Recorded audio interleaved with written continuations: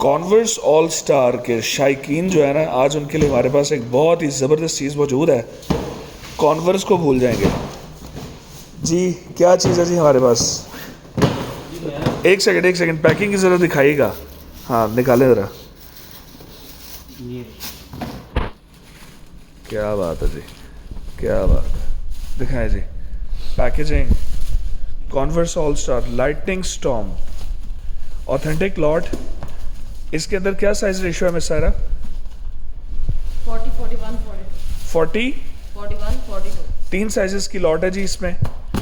हमारे पास टोटल कितने कलर्स हैं? बस 4 कलर। निकालें, दूसरे कलर्स भी निकालें जल्दी से।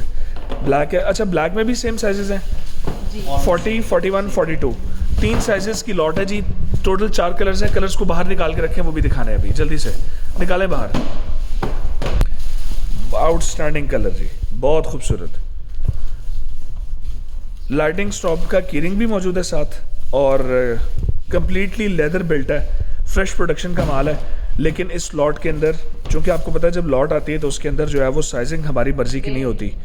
कंफर्टेबल कॉन्वर्स को बीट करता है अपनी क्वालिटी में, और सॉफ्टनेस इसकी ये है। आई मीन नहायत ही कंफर्टेबल स्नीकर है। इसकी जो होलसेल प्राइस है वो 8,650 रुपये है। ये टोटल हमारे पास 3 कलर्स अभी तक निकले हैं। चौथा कलर किधर है?